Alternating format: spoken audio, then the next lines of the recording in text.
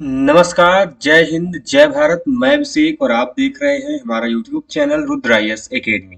दोस्तों, आज के सेशन में हम आपसे बात करेंगे सिंधु घाटी सभ्यता अर्थात इंडस वैली सिविलाइजेशन के बहुत ही इंपॉर्टेंट आर्कियोलॉजिकल साइट जिसका नाम है दोस्तों लोथल। दोस्तों, आपके प्रत्येक प्रतियोगी परीक्षाओं में दोस्तों सिंधु घाटी सभ्यता के अलग अलग दोस्तों जो भी आर्कियोलॉजिकल साइट है, चाहे हड़प्पा हो, मोहनजोदड़ो हो, कालीबंगा हो, दोस्तों हर एक पुरातात्विक स्थलों से दोस्तों आपके प्रश्न बनते हैं। दोस्तों, हम लोग एक एक वीडियोस के माध्यम से चाहे हड़प्पा चाहे अन्य कोई भी पुरास्थल दोस्तों उसके डिटेल में दोस्तों डिस्कशन कर रहे हैं। उसी क्रम में दोस्तों आज के सेशन में हम आपसे बात करेंगे लोथल पुरास्थल के बारे में।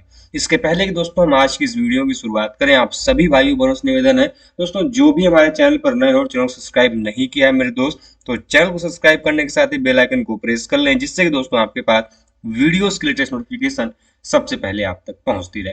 दोस्तों, यदि हम बात करते हैं लोथल की, तो लोथल की चर्चा दोस्तों आप लोगों ने केवल एक चीज से जरूर याद रखा होगा कि लोथल भैया हमको मिलता है क्या? बंदरगाह। क्या देखने को मिलता है भैया? बंदरगाह देखने को मिलता है। आपने इस चीज से ध्यान में रखा होगा। लेकिन यहीं तक सिंपल लोथल नहीं सीमित है। लोथल ये इसलिए भी फेमस है क्योंकि लोथल यह वह स्थान है दोस्तों जहां से सिंधु घाटी सभ्यता के जो लोग थे ये दूसरी सभ्यताओं से अपना व्यापार करते थे। इनके जो दूसरी सभ्यताओं के साथ संपर्क का जो साधन था, इसमें लोथल पुरास्थल का बड़ा महत्वपूर्ण स्थान रहा है। किसी चीज को हम आगे फर्दर डिस्कस करेंगे। तो सबसे पहली चीज ये निकल कर सामने आती है कि लोथल स्थित कहाँ था, इसकी भारत में स्थिति कहाँ पे थी। तो सबसे पहली चीज तो ये जाना दोस्तों, जो लोथल है ये भारत का जो गुजरात राज्य दोस्तों उसके अहमदाबाद जो तो क्षेत्र है वहां में एक सरगवल दोस्तों गांव है। उसी के पास में दोस्तों साबरमती और जो भोगवा नदी है दोस्तों उसी के संगम के तट पर था। मतलब दोनों के जो बीच के जो संगम का क्षेत्र है दोस्तों वहीं पर ये जो लोथल पुरास्थल है यह स्थित है। अब आपके लिए बड़ा इंपॉर्टेंट फैक्ट ये हो जाता है कि आपके एग्जाम में पूछा दो चीज जाएगा कि स्थित कहाँ पे है। तो ध्यान रखिएगा, गुजरात के अहमदाबाद जिले में स्थित है। पहली चीज, किस नदी के तट पर स्थित दोस्तों, तो वहां पे ऑप्शन में दोस्तों अधिकांशतः आपको दिखाई देगा भोगवा नदी के तट पर स्थित है। जब भोगवा नहीं होगा दोस्तों तब ऑप्शन में आपको साबरमती मिलेगा, लेकिन अधिकांशतः दोस्तों आपको वहां पर जो इस नदी का नाम मिलेगा दोस्तों वह भोगवा नदी के तट पर स्थित है। और ध्यान रखिएगा दोस्तों कि लोथल जो कि मैंने अभी आपको बताया साबरमती और भोगवा नदी के संगम पर स्थित दोस्तों, लेकिन लोथल का जो सबसे बड़ा इलाका है दोस्तों, जो सबसे बड़ा भाग है इस भोगवा नदी के तट पर ही यह स्थित था। अब अगली चीज निकल कर आती है दोस्तों कि यह जो लोथल पुरास्थल इसको खोजा किसने। तो दोस्तों इसको खोजा गया था 1954 में 1954 में एस राव के द्वारा। जी दोस्तों, एस आर राव जो है दोस्तों इन्होंने ही सबसे पहली बार लोथल जो पुरास्थल दोस्तों इसकी खोज की थी। ध्यान रखिएगा दोस्तों, एस आर राव बहुत ही महत्वपूर्ण विद्वान है। अब दोस्तों जो लोथल है इसको हम लोग दो महत्वपूर्ण नामों से भी जानते हैं दोस्तों, जिन्हें एस आर राव ने ही बोला है दोस्तों।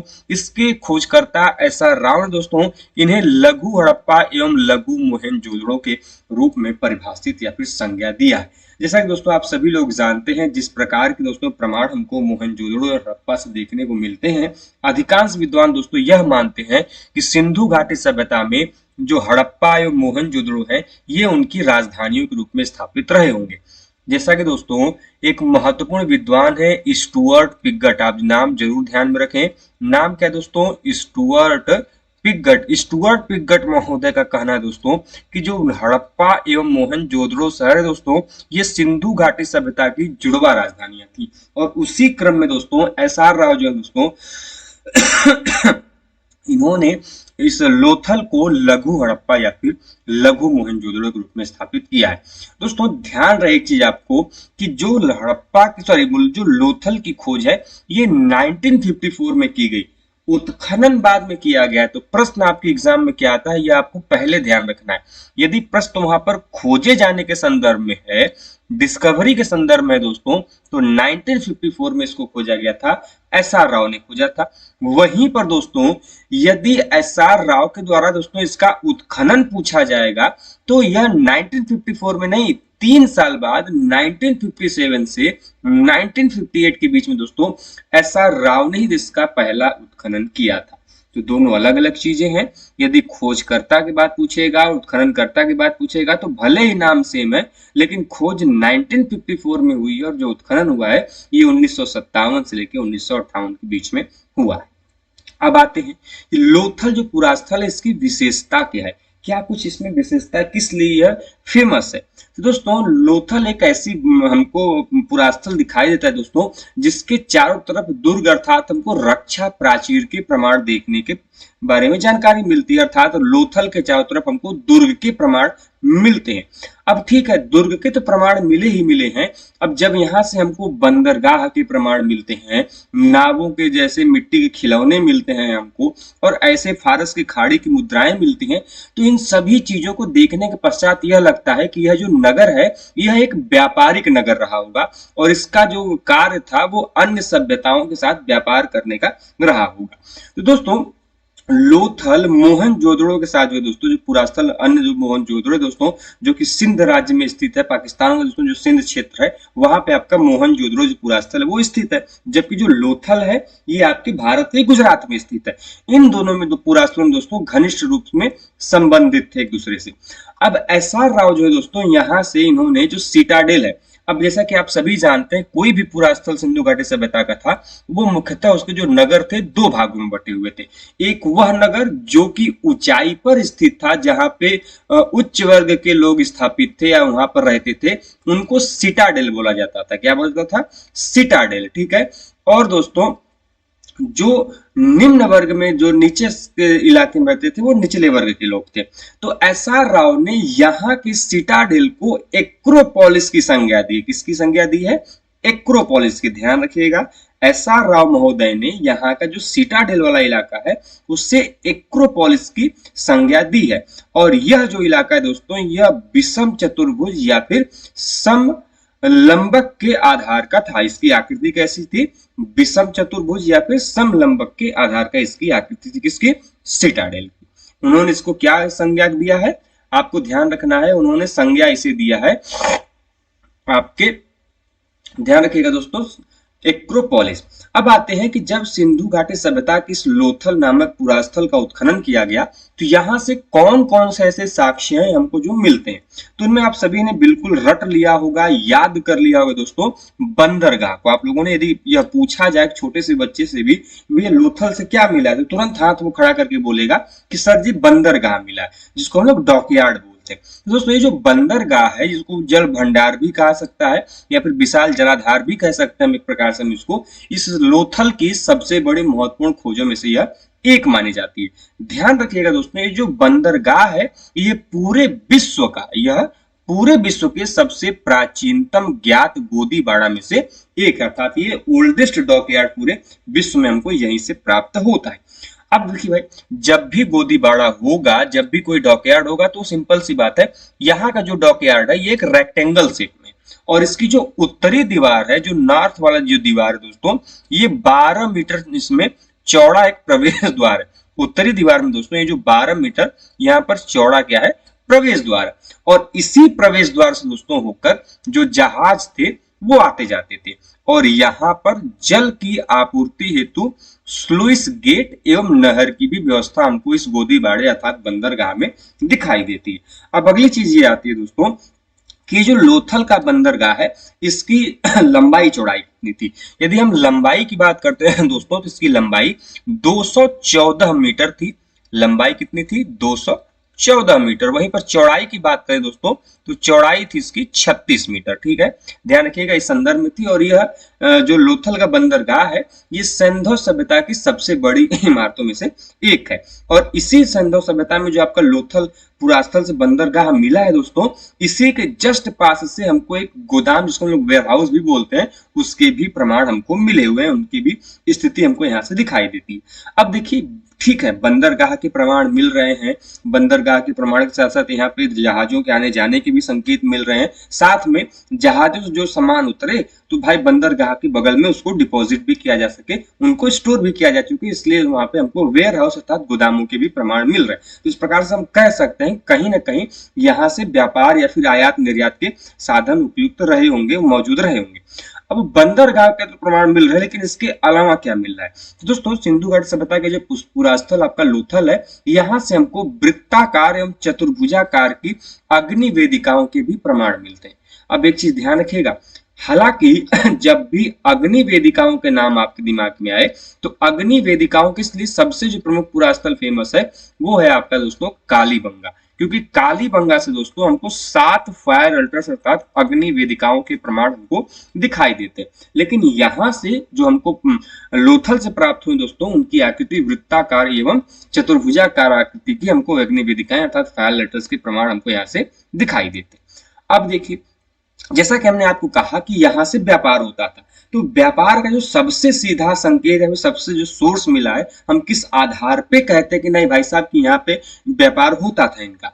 तो दोस्तों लोथल एवं मिस्र एवं लोथल का जो है दोस्तों जो पुरास्थल है उसका मिस्र एवं मेसोपोटामिया जो सभ्यता है दोस्तों उसके साथ इनका सीधा व्यापार होता था। और ऐसा हम किन आधार पे कह सकते हैं? तो ऐसे कुल 4 आधार दोस्तों हमको मिलते हैं जिनके आधार पे हम ये कह सकते हैं कि उनके व्यापार होते थे। कारण ये है कि लोथल से ही दोस्तों, लोथल पुरास्थल से ही हमको फारस की खाड़ी प्रकार की हमको एक मुहर मिली है।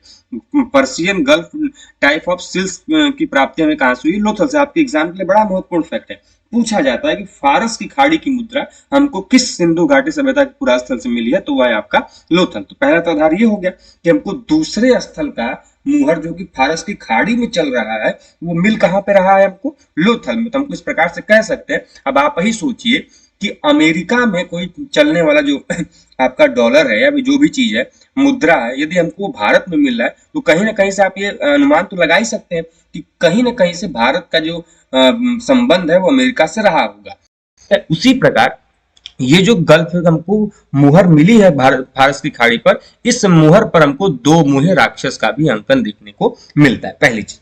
दूसरा, हमको गोरिल्ला की मृण मूर्ति भी प्राप्त हुई है यहाँ से। किसकी? गोरिल्ला की मृण मूर्ति भी प्राप्त हुई, जो कि इस क्षेत्र की विशिष्टता नहीं है। भारतीय क्षेत्र में गोरिल्ला की विशिष्टता नहीं है, लेकिन यहाँ पर हमको गोरिल्ला की मृण मूर्ति प्राप्त हो रही है। और यहीं से हमको इजिप्शियन मम्मी का भी प्रमाण हमको यहाँ से मिलता है। साथ में दोस्तों जो हमको लोथल पुरास्थल है, यहाँ से मेसोपोटामियन प्रकार की, जिसको हम लोग रिजर्व्ड स्लिपवेयर कहते हैं, जो कि मृदभांड का एक विशेष प्रकार है।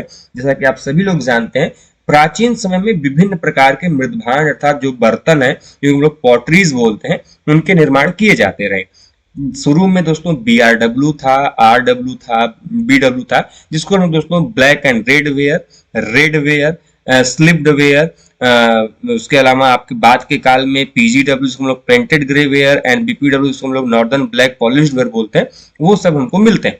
उसी क्रम में दोस्तों मेसोपोटामिया में चलने वाली एक विशेष प्रकार की मृदभांडी परंपरा थी जिसका नाम है दोस्तों रिजर्व्ड स्लिप वेयर। और दोस्तों इस मृदभांड के प्रकार के प्रमाण हमको लोथल से दिखाई देते हैं। तो ये संकेत दिखाते हैं दोस्तों कहीं ना कहीं से कि इन सभी सभ्यताओं के प्रमाण दोस्तों हमको कहां पर दिखाई दे रहे हैं? लोथल में दिखाई दे रहे हैं दोस्तों, जिससे इन दोनों के बीच संबंध रहा होगा, इस चीज को हमको दर्शाते हैं। आगे बढ़ते हैं दोस्तों कि आगे क्या कुछ फैक्ट है उसको भी समझ लेते हैं। अब देखिए, लोथल से पहले सबसे पहले तो हम लोगों ने ये जाना कि वहां से बंदरगाह के प्रमाण मिल रहे हैं। फिर हम लोगों ने वहां से अग्नि वेदिकाओं के प्रमाण की चर्चा की, जो कि आपके वृत्ताकार एवं चतुर्भुजाकार के आकार के हैं। उसके बाद हमने जो उनके अन्य सभ्यताओं से संपर्क के साधन थे, जो उनके प्रमाणिकता के आधार पे 4 प्रमाणों की चर्चा की। आगे बढ़ते दोस्तों हम बात करेंगे कि लोथल से दोस्तों हमको 3 युग्म समाधानों के प्रमाण मिलते हैं। जैसा कि दोस्तों आप सभी लोग जानते हैं, नियंडरथल प्रथम वह मानव था। कौन दोस्तों?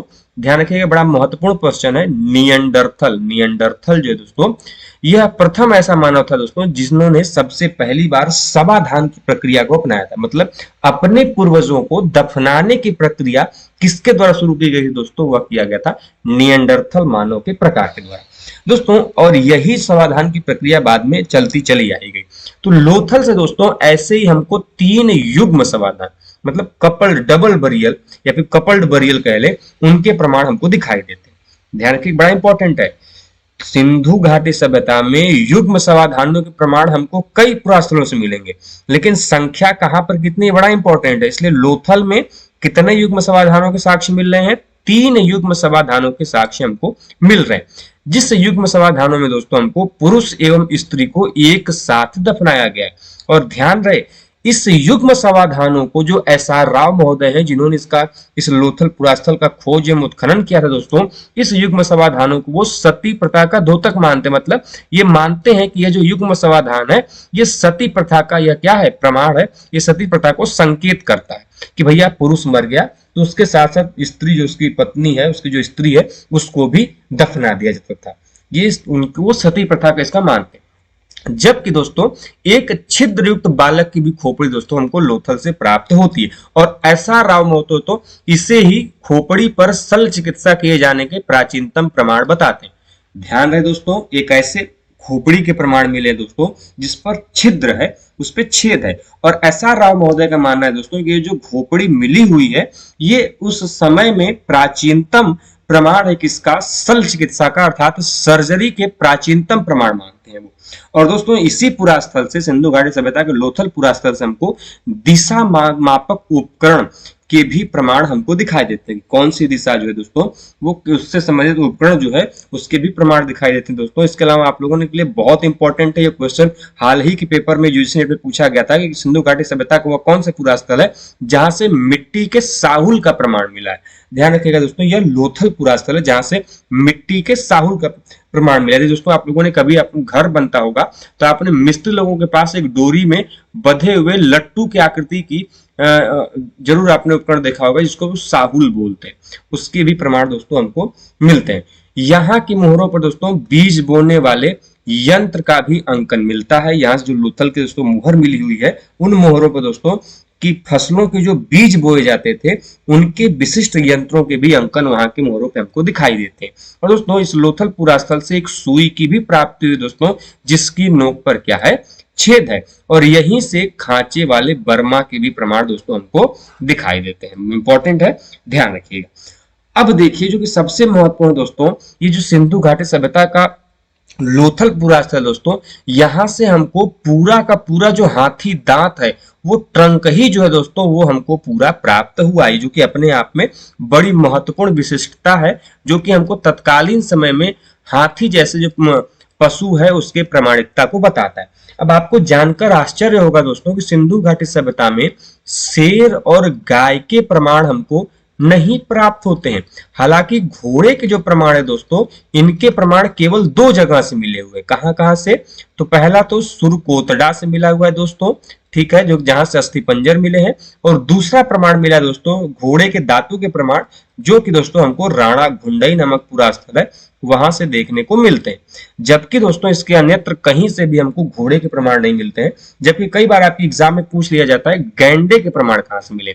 अब आप हमें प्रश्न का इसका जवाब दीजिए कमेंट बॉक्स के माध्यम से कि सिंधु घाटी सभ्यता में जो गैंडा है इसका प्रमाण हमको कहां से देखने को मिलता है, ये आप हमें कमेंट बॉक्स के माध्यम से जरूर बताइएगा। आगे बढ़ते हैं दोस्तों, लोथल नामक पूरा स्थल जो है दोस्तों, यहाँ पर हमको जो बत्तख जो है दोस्तों, इसका जो चित्रण है बहुत सर्वाधिक मिलता है। यहाँ की जो मोहरे हैं, बाकी जो चित्र है, वहां पे हमको बत्तख का जो वर्णन है, जो उसका अंकन है, ये हमको सर्वाधिक रूप में देखने को मिलता है। और लोथल से दोस्तों हमको एक ऐसा समाधान, एक ऐसा बरियल प्राप्त हुआ दोस्तों, जिसमें जो शव है दोस्तों, जो उसमें लाश पहले जो शव दफनाई गई दोस्तों, वह करवट लिए, मतलब सीधे नहीं लेटाई गई, वह करवट लिए हुए लेटाई गई है। वैसे भी प्रमाण हमको देखने को मिलते हैं। हालांकि जब भी आप किसी व्यक्ति को दफनाते हैं या फिर उसका समाधान करते हैं तो आप जानते होंगे कि जनरली उसको अच्छे से पीठ के बल लिटाकर उसका समाधान किया जाता है। लेकिन लोथल से मिले समाधान में जो शव है वो करवट लिए है, जो कि अपने आप में बड़ी विशिष्ट स्थिति को दर्शाता है, इसलिए बड़ा इंपॉर्टेंट हो जाता है, आपके एग्जाम के लिए भी महत्वपूर्ण हो जाता है।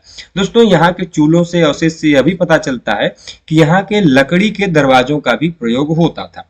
यहाँ के जो चूल्हों के अवशेष हमको प्राप्त होते हैं उनसे हमको पता चलता है कि यहाँ पर जो है लकड़ी के दरवाजों का प्रयोग होता था। और दोस्तों लोथल में घरों को बनाने के लिए कच्ची एवं पक्की दोनों प्रकार की ईंटों का प्रयोग करते थे। अब ध्यान रखिएगा, जब भी ईंटे के बारे में आपके दिमाग में प्रश्न उठे, तो जैसे ही ईंट के बारे में सिंधु घाटी सभ्यता में उठे, तो ध्यान रखिएगा एक प्रश्न आपके एग्जाम में बार बार पूछा जाता है कि सिंधु घाटी सभ्यता का वह कौन सा ऐसा पूरा स्थल है जहां पर ईंटें जो है वो अलंकृत रूप में मिलती हैं। ध्यान रखिएगा दोस्तों, कालीबंगा से जो ईंटें हैं कुछ ऐसी ईंटों के प्रमाण मिले हैं दोस्तों जो कि अलंकृत है, वेल ड्रेस्ड है, इसलिए बड़ा इंपॉर्टेंट है आपकी एग्जाम के लिए। तो ऐसी चीज जो फैक्ट एडिशनल फैक्ट्स है दोस्तों, आप इसे जरूर जानते रहे। आगे बढ़ते हैं दोस्तों, सिंधु घाटी सभ्यता में दोस्तों जो उसकी टाउन प्लानिंग है उसमें आप लोगों ने उसके ड्रेनेज सिस्टम या फिर सीवरेज सिस्टम को जरूर पढ़ा होगा। दोस्तों सिंधु घाटी सभ्यता अपने आप में फेमस होने का कारण ही था उसका ड्रेनेज सिस्टम, उसका सीवरेज सिस्टम। क्योंकि दोस्तों टाउन प्लानिंग सिंधु घाटी सभ्यता की इतनी जबरदस्त थी दोस्तों, जो कि उस समय की तत्कालीन सभ्यताओं से उसको कहीं ज्यादा विकसित बनाती थी। जैसे दोस्तों आप सभी लोग जानते हैं वर्तमान के जो शहर होते हैं वो सड़कों के किनारे बसे होते हैं, उनके निवास स्थल, और सड़कों के ही किनारे दोस्तों उनके सीवरेज सिस्टम या फिर ड्रेनेज सिस्टम होते हैं। और दोस्तों जो सिंधु घाटी सभ्यता का लोथल पुरास्थल दोस्तों, यहाँ के नालियों का ढलानदार या फिर सीढ़ीदार होना एवं सार्वजनिक नाली में जालीदार किवाड़ी की व्यवस्था लोथल की जल निकास प्रणाली की विकसित अवस्था को दिखाता है। तो ध्यान रहे दोस्तों, लोथल में ड्रेनेज सिस्टम जो था, सीवरेज सिस्टम जो था दोस्तों, यह बहुत ही अपर लेवल का था। यहाँ पे विशिष्टता दिखाई गई है इनके जल निकासी प्रणाली की, इसलिए अपने आप में बड़ा इंपॉर्टेंट है। दोस्तों लोथल से हमको एक तांबे की मूर्ति की भी प्राप्ति हुई है, और यह जो मूर्ति है दोस्तों, विभिन्न प्रकार की मूर्तियां मिली हैं दोस्तों। ये बत्तख या हंस, खरगोश, कुत्ता एवं वृषभ इत्यादि वस्तुओं की, इत्यादि पशुओं की हमको दोस्तों ऐसे प्रमाण हमको मूर्तियों के मिलते रहे दोस्तों। तांबे की हमको एक मानवाकृति भी मिली है दोस्तों, जिसको हम लोग एंथ्रोमॉर्फिक फिगर भी कहते हैं। दोस्तों आप लोगों ने जब कॉपर होर्स पढ़ेंगे आप, हालांकि अभी आपको नहीं पढ़ना है, आप लोगों ने ताम्र निधि काल का नाम जरूर सुना होगा, जहां पर हमको शुद्ध तांबे के बने हुए होर्ड्स के प्रमाण दिखाई देते हैं, निधियों के प्रमाण दिखाई देते हैं, जिनमें आपके तांबे की मानव आकृति जो है बड़ा इंपॉर्टेंट रोल प्ले करती है, जिसको हम लोग एंथ्रोमॉर्फिक फिगर कहते हैं, उसका बड़ा इंपॉर्टेंट रोल है। और दोस्तों लोथल से ही हमको एक ऐसे ही तांबे की मानव आकृति एंथ्रोमॉर्फिक फिगर के प्रमाण प्राप्त होते हैं। हालांकि ध्यान रखिएगा, हालांकि जो ये ताम्र निधि है ये दूसरे पीरियड का होते हैं। ताम्र निधियां जो है ये सिंधु घाटी सभ्यता के पीरियड की नहीं है, ये दूसरे पीरियड की है, लेकिन ऐसे ही तांबे की एक मानवाकृति हमको लोथल से प्राप्त हुई है। एज एग्जाम्पल मैं बात करूं तो आप लोगों ने सुना होगा कि सिंधु घाटी सभ्यता से हमको एक स्तूप का प्रमाण मिलता है। अब आप कहेंगे भाई स्तूप तो बुद्ध के समय का है, बुद्ध के बाद का है, पीरियड का है। तो ध्यान रखिए, भले ही सिंधु घाटी सभ्यता का जो मोहनजोदड़ो पुरास्थल जहां से स्तूप मिल रहा है ये कनिष्क के समय का है, कुषाण काल का है, लेकिन ये मिल कहां पर रहा है, मोहनजोदड़ो में मिल रहा है। इसलिए आप डेटिंग को लेकर कभी कंफ्यूज ना हो।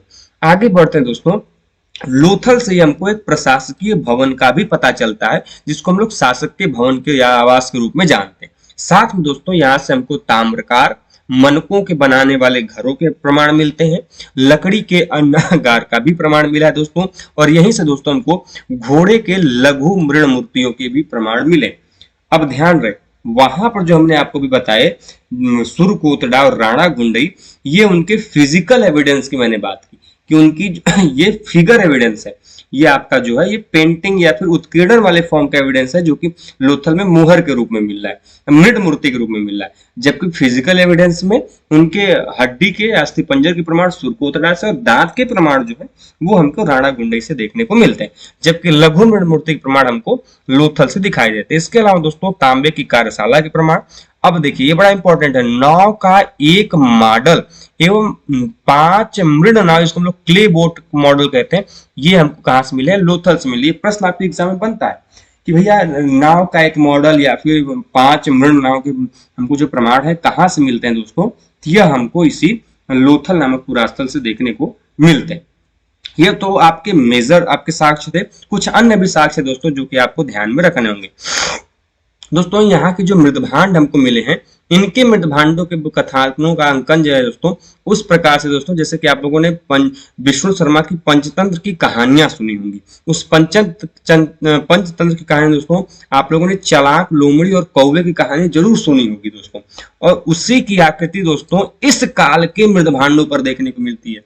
तो कहीं ना कहीं आप देख रहे होंगे कि उस समय की जो तत्कालीन व्यवस्था है, चाहे उनकी टाउन प्लानिंग है, चाहे उनका ड्रेनेज सिस्टम है, चाहे उनका पेंटिंग करने का सिस्टम है, वो कितने तकनीकी और मानसिक रूप से कितने विकसित थे। इसके अलावा दोस्तों हमको यहाँ पर मछुआरों की देवी वानुवती माता से संबंधित पत्थर के भी प्रमाण मिलते हैं। आटा पीसने वाली पत्थर की वृत्ताकार चक्की के प्रमाण के 2 पार्ट जो हैं इनके भी प्रमाण हमको यहाँ से मिले। बड़ा बड़ा इंपॉर्टेंट क्वेश्चन आपके एग्जाम में पूछा जाता है कि सिंधु घाटी सभ्यता में आटा के पीछे पीसे जाने वाले जो चक्की के 2 पार्ट है, इनके प्रमाण कहाँ से मिले? तो वो लोथल से हमको मिले।